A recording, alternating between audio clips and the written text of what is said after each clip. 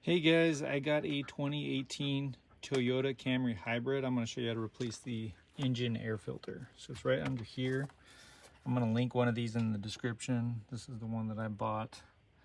So you can buy it from Amazon, get it there in a couple days. So first you unlatch those two. Then there's these two pieces right here. We need to pull this up and pop it off.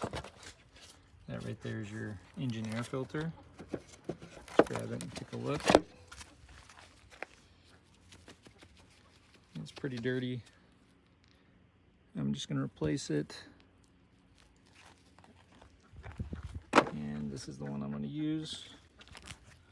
So to put it in,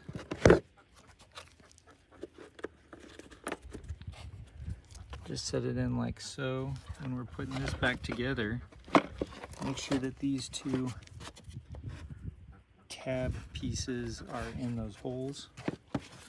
Push this down and then pop these clips back on, and that's how you do it. If you go to a dealership or a shop, it's probably going to charge you about $50 to $100. So you can get this done for $10 to $20 if you just buy it yourself and do it, and it takes literally 30 seconds to do. So hopefully this helped. If you guys have any questions, let me know, and thanks for watching.